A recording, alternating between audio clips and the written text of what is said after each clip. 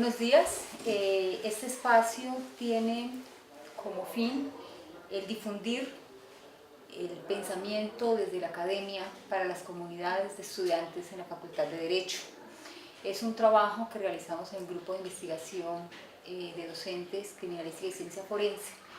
El grupo Sistemas Penitenciarios y Carcelarios son dos grupos de investigación categorizados en A en conciencias que prestan apoyo en investigación a la Facultad de Derecho de la Universidad Libre en la seccional Cali y a la maestría en Derecho Penal adscrita a ese programa. En esta oportunidad y con ocasión de la publicación de una importante obra en Sociología Jurídica del doctor Antonio Carlos Wollmer, titulada Teoría Crítica del Derecho desde América Latina, vamos a aprovechar que tenemos un espacio en el doctorado de Derecho de la Universidad Libre de la sede en Bogotá para plantear algunas reflexiones sobre el libro y que esas reflexiones y las respuestas que se planteen por el autor podamos difundirlas con la comunidad de estudiantes de pregrado y de posgrado de la Universidad Libre. Entonces, déjenme decirles, les presento al doctor Antonio Carlos Wollmer. El doctor tiene formación doctor en Derecho y maestro en Ciencia Política. Es además jurista, historiador, sociólogo del derecho, filósofo y uno de los pioneros del pensamiento crítico en América Latina, donde como profesor ha impartido clases de posgrado en distintas universidades, así como en Europa, siendo titular jubilado de la Cátedra de Historia de las Instituciones Jurídicas de la Universidad Federal de Santa Catarina. Es además docente del posgrado en Derecho de las universidades de La Salle, la UNEX en Brasil. Actualmente es investigador nivel A1 del grupo del Consejo Nacional Científico y Tecnológico, miembro del GT, Pensamiento Jurídico Crítico, de Claxo, Buenos Aires, y ha publicado diversos artículos y libros en español, en portugués, obviamente que es su lengua. Los títulos Introducción al Pensamiento Jurídico Crítico, Pluralismo Jurídico, Fundamentos de una Nueva Cultura del Derecho, Historia de las Ideas Jurídicas en la Antigüedad Clásica a la Modernidad. Entonces presentamos un saludo. Doctor, si desea, si es su deseo, diríjase a la comunidad en este segundo y ya iniciamos entonces con el planteamiento de las preguntas. Muy bien. Primeramente, cumprimentar a todos y agradecer a la profesora Lilian esta oportunidad muy grande de estarnos aquí en Bogotá, del doctorado en Derecho de la Universidad Libre, y en un breve espacio y tenemos esa oportunidad de también hacer algunos comentarios, algunas observaciones y hacer esta puente con la Universidad Libre de Cali, ¿no? En la Facultad de Derecho, ¿no? con su maestría. Bueno, profesora Lilia, me pongo a su disposición. Bien, doctor, muchas gracias. Entonces, nos referimos a este libro de la edición Exacal México, publicado para Colombia este año, en 2018. Entonces, hay unas consideraciones preliminares que quiero plantear. Alejandro Rosillo Martínez sostiene que el libro Teoría Crítica del Derecho desde América Latina es un abordaje tanto teórico como histórico del pensamiento crítico en el derecho, iniciando por los países noratlánticos para luego darle prioridad a América Latina, una obra pedagógica que da a conocer el panorama histórico y actual bajo el lente de la reflexión crítica en el derecho. Esa es la presentación que plantea el doctor Rosillo en el prólogo del libro. Entonces yo quiero iniciar las preguntas, doctor, con esta. Bajo estas consideraciones planteadas por el doctor Rosillo, que definen la obra Teoría Crítica del Derecho desde América Latina, ¿cuál es la definición que puede atribuirse al derecho y bajo qué perspectivas desde el enfoque teórico que presenta esta obra? Muy bien. Bueno, creo que sin duda, como ha comentado, este libro que está siendo lanzado ahora en Colombia con 11 capítulos y sus 300 páginas, es fruto de un amadurecimiento de largo tiempo, de algunos años, ¿no? A partir también de nuestra realidad latinoamericana, ¿no? Entonces, ahí está presente en el libro tres grandes ejes que tratan de temas extremadamente importantes, como la cuestión de la crítica, qué tipo de crítica que se puede trabajar, principalmente en el ámbito de la cultura jurídica, ¿no? Una crítica emancipadora, sin duda, ¿no? El segundo, la relevancia también de se traer la cuestión de los derechos humanos, ¿no? Como algo estratégico, fundamental para una lucha en nuestra realidad, ¿no? Y tercero, el tema del pluralismo jurídico, la producción de la normatividad para allá del Estado. Básicamente serían los grandes ejes conductores de este libro, ahora que está siendo lanzado en Colombia. Y esto refleja también mucho la nuestra trayectoria, ¿no? De investigador y de profesor de derecho de muchos años, ¿no? Y sin duda que la nuestra concepción que está presente en el libro es de un derecho no estático, formal, un derecho que es producción únicamente de los tribunales o de los códigos, pero de un derecho dinámico, de un derecho que se va construyendo a través de procesos, de luchas históricas, ¿no? Entonces, es una concepción procesual social de derecho, ¿no? En ese sentido se puede entender derecho como dinámica social, ¿no? Y las líneas, digamos, conductoras, o podríamos decir, bajo qué perspectivas. Tenemos que tener en cuenta que en la tradición del derecho hay muy fuerte una versión formalista, ¿no? Se trabaja mucho en las facultades de derecho, en los institutos jurídicos, pero esa es una visión hegemónica, importante sin duda, ¿no? Pero hay una otra, que es la visión filosófica de contenidos, donde ahí están los filósofos, los juristas, ¿no?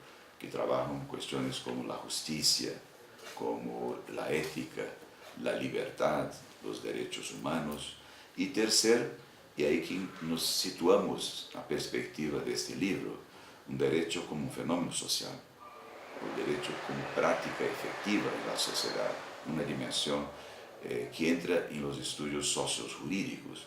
Entonces, para sintetizar, tenemos perspectivas como la perspectiva formalista, técnico-formalista, que resalta mucho la normatividad del derecho. Segundo, la perspectiva filosófica de los valores, la dimensión axiológica. Y tercero, donde está más inserido este libro, es la perspectiva del derecho como eficacia social, como cambio, como proceso, ¿no? Una dimensión sociojurídica, ¿no? Sería esto, ¿no? Bien, ello implicaría una redefinición de la relación entre derecho y poder, ¿cierto?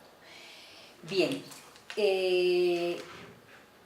hay una segunda pregunta, es la siguiente. Su trabajo ha sido definido desde sus inicios en el magisterio en la Universidad de Vale de Río dos Sinos, Unicinos, en Río Grande del Sur, en Brasil, en 3 etapas diferenciadas por la orientación de sus obras. La primera de ellas de influencia humanista y crítica con visión naturalista. La segunda etapa plantea el tema histórico-social de las ideologías. En el momento actual al que pertenece el libro Teoría Crítica del Derecho, desde la América Latina, su trabajo se centra en la teoría jurídica crítica. ¿A qué obedece y qué reflexiones acompañan esta evolución? Sí, muy interesante la pregunta porque esto refleja mucho las inquietudes de la propia obra, ¿no? O sea, los diferentes momentos o etapas que pasamos, ¿no? Un primer momento, sin duda, de una formación de un justnaturalismo humanista, ¿no? Con influencias, sin duda, de la filosofía y de la teología de la liberación, ¿no? En una segunda etapa,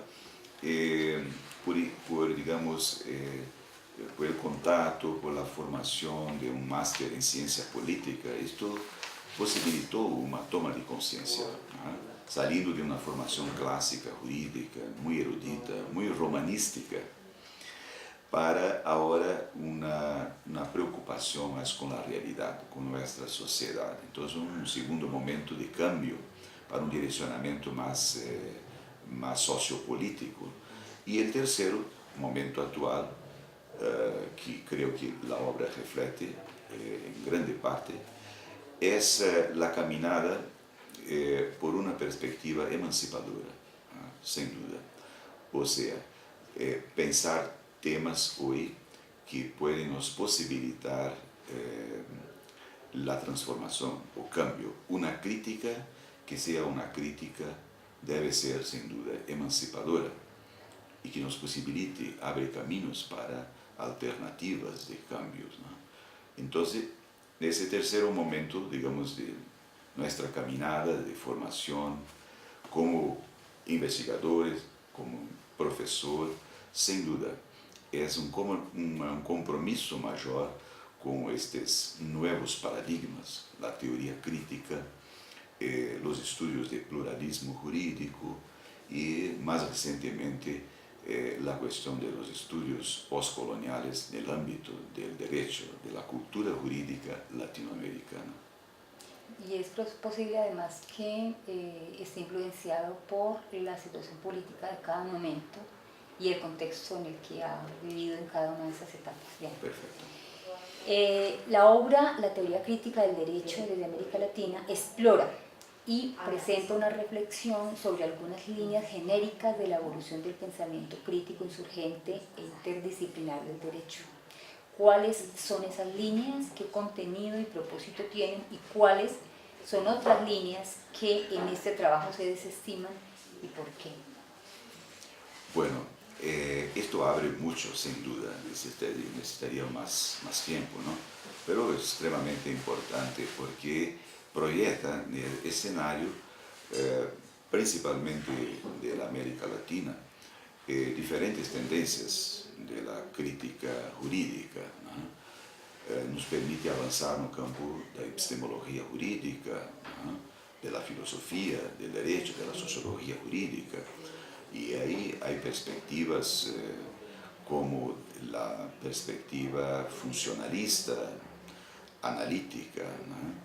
La perspectiva, digamos, lingüística, semiológica, ¿no? Mesmo psicanalítica, feminista y libertaria, ¿no? Histórico-social.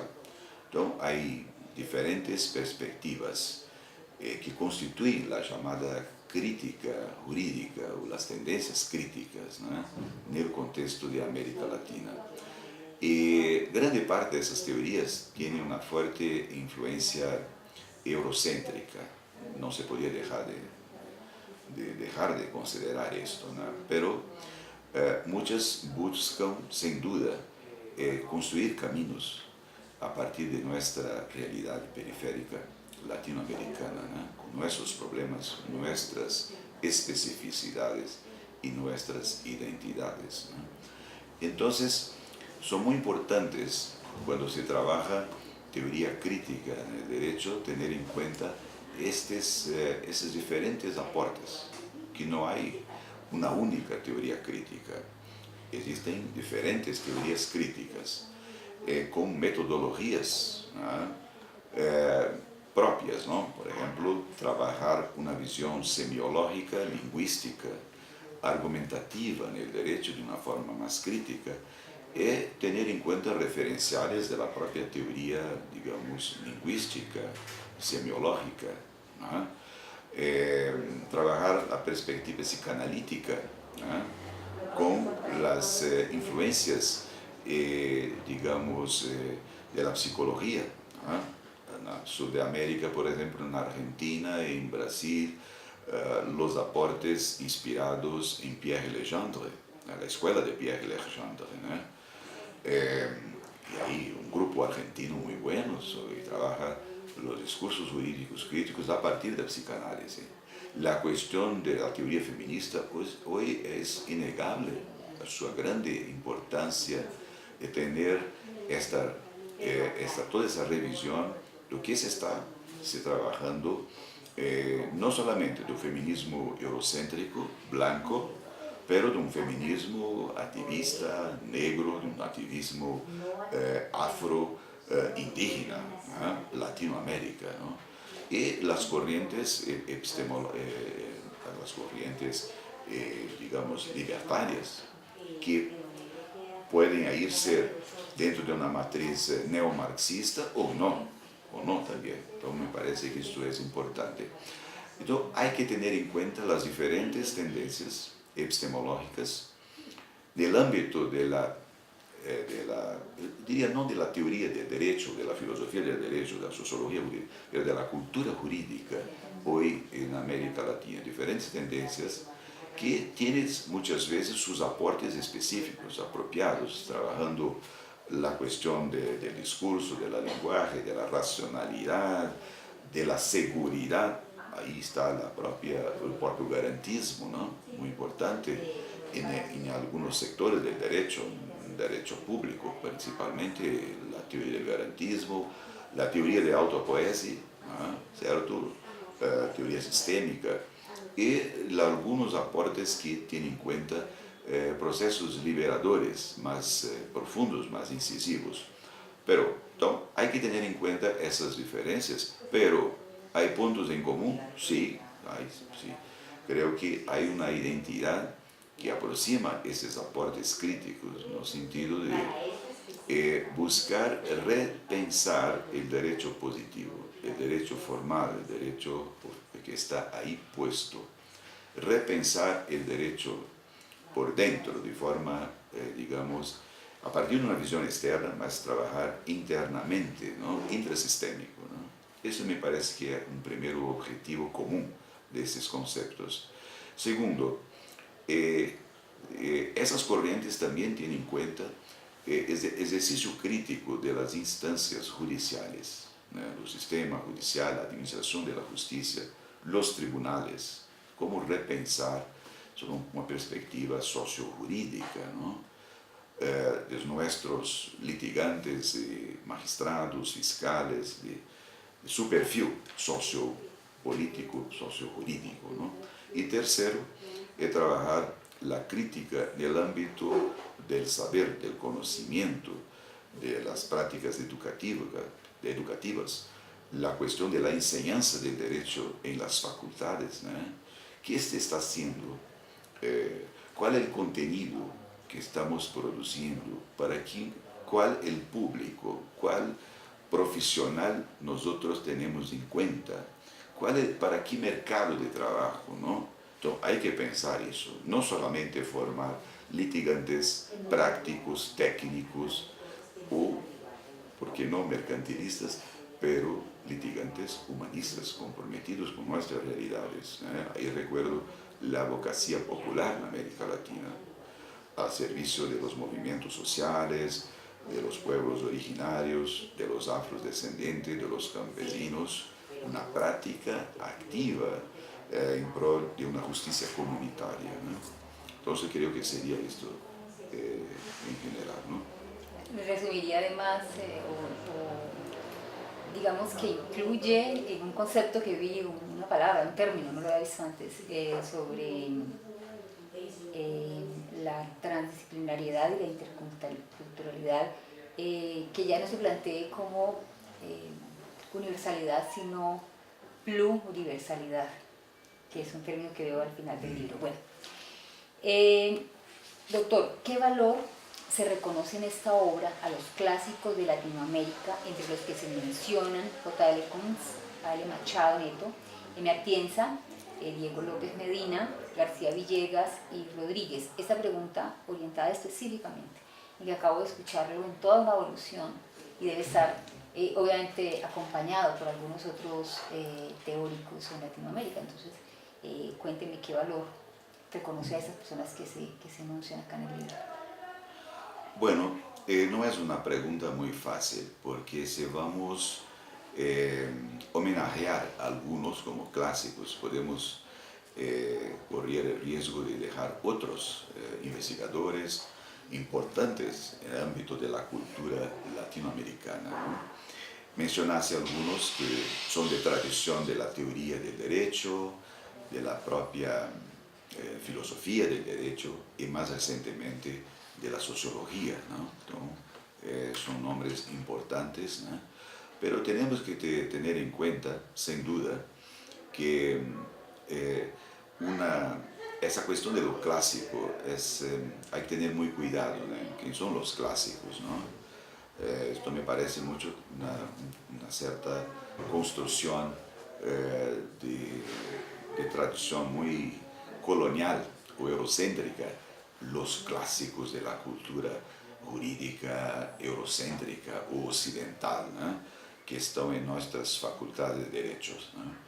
Entonces, no es muy fácil para responder, no voy a señalar algunos nombres solamente, pero hay que tener en cuenta los teóricos que están trabajando hoy, ¿verdad? En una perspectiva, digamos, crítica, emancipadora en el derecho, y son muchos en América Latina, desde México hasta el Cono Sur.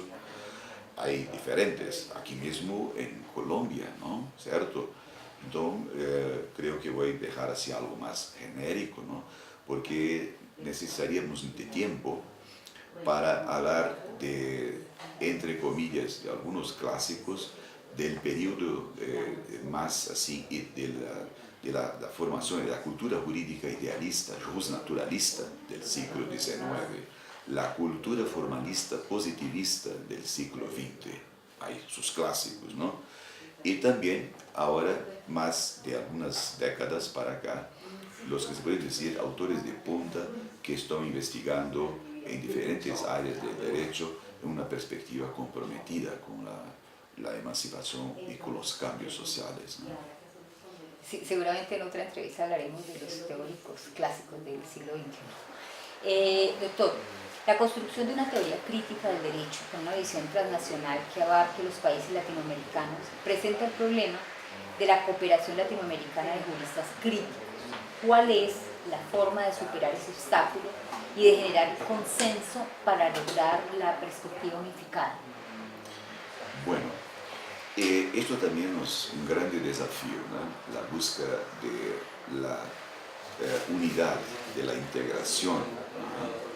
De un derecho de lo común, ¿no? Eso me parece que es un desafío, porque tenemos muchas diversidades, muchas especificidades en un continente latinoamericano muy rico en su aspecto pluriétnico y la propia plurinacionalidad, de las diferencias y todo eso. Entonces, no es fácil de construir esta unidad, pero se busca, ¿no?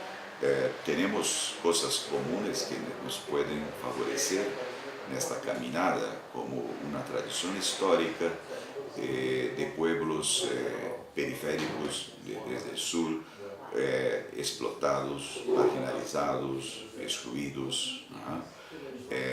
Por una colonización ibérica en América, ¿no? América Latina, tanto hispánica quanto ibérica en el sentido luso hispánico, ¿no? Entonces tenemos que tener presente esto, que hay un proceso de conquista, de colonización y post-independencia y construcción de nuestras repúblicas, ¿no? Que marcada por luchas, ¿no? Por peleas, por muy sangre, por liderazgos. Ahí están algunas figuras históricas como San Martín, Bernardo O'Higgins, Sucre, Miranda, el propio Simón Bolívar. Entonces, tenemos cosas en común, tenemos un pasado, una tradición, una cultura, un lenguaje que nos une también, ¿cierto? Pero tenemos nuestras diferencias, nuestras especificidades, ¿eh? Creo que el camino es quizás una educación social concientizadora, de pensarnos juntos, una América Latina unida, ¿no? Y ahí superar las contradicciones y nuestras peleas, ¿no? Que existen regionalmente, ¿no? Y inspirado en el propio libro que está ahí, es una educación que favorezca una toma de conciencia teniendo en cuenta los procesos de rupturas emancipadores, ¿no? Repensar y proponer un proyecto de sociedad no excluyente. Esto me parece fundamental con respecto a las diferencias y las identidades, ¿no? Recuperar y reconstruir la noción de utopía en la perspectiva de la comunidad, ¿no? Y potencializar nuevas formas de resistencias, ¿no? Y estrategias de acción colectiva que, digamos, común, transformadoras, ¿no? En fin, nuevos procesos liberadores. Es un desafío, pero tenemos por la frente como educadores, como investigadores y como, sin duda, docentes comprometidos con un nuevo derecho, ¿no? Una cultura jurídica liberadora latinoamericana. Dice mucho, ¿no? de que debe existir una esperanza y que a pesar de que se necesite la utopía con los pies en la tierra, la esperanza de poder trabajar juntos es como un foco que debe orientarnos. Me da pie para comentarle acerca del capítulo 5 del libro, que ahora incluso se comentaba en clases, y la educación social, la educación popular, como un proceso no de transmitir información, sino de interrelación y de ser educadores y educandos al mismo tiempo. Yo tuve una experiencia muy interesante, la menciono muy corta, a través de un libro que leí del doctor Campaign, un profesor norteamericano que realizó durante 40 años una investigación entre las principales universidades en Estados Unidos a fin de encontrar de boca de los estudiantes, de boca de los otros profesores, qué era lo que hacía que un profesor fuese relevante en la formación, en la historia educativa de un estudiante. Y resulta que, no puedo profundizar en el libro porque no es el momento, pero la conclusión a la que llega el autor es que se debe partir en las aulas de clase de los modelos de conocimiento que trae el estudiante. A partir de ahí el profesor debe plantear una ruta en la que interrelacione con ellos, alejándose de la posición de transmisión de conocimiento, para que plantea el profesor, después de una investigación muy larga, para que de esa manera el conocimiento, esa nueva información, entre en la mente de los estudiantes sin resistencia y no se estudie para un examen, sino que se estudie para fortalecer los conocimientos que ya traemos, que adquirimos, no en libros precisamente, sino en cualquier relación que tenga el estudiante. Y un aspecto muy importante, que el estudiante quiera profundizar solo, sin necesidad de ceñirse a una bibliografía, sino que él oriente su conocimiento. Él lo llamaba la metacognición, me pareció muy interesante. Bueno, doctor, esta pregunta: ¿existe contradicción cuando se plantea en el propósito de la obra Teoría Crítica del Derecho desde Latinoamérica que no se trata de un libro sobre ideas, autores y escuelas, y la presentación de la discusión sobre la existencia del derecho, que analiza la compleja y polémica discusión de la dicotomía de ideología y ciencia de Hans Kelsen y algunas tesis doctrinales del marxismo clásico sobre el derecho? Bueno, esa es una discusión que en un cierto momento, principalmente en Europa, en la segunda mitad del siglo XX, se pasó, ¿no? A partir de la traducción de obras de algunos clásicos soviéticos como Stuck y Pachucanes, y Kelsen ha tomado contacto con esto y escribió una obra muy importante que salió en inglés, después con una traducción para el español en Argentina en 1960, sobre la teoría comunista del Estado y del derecho.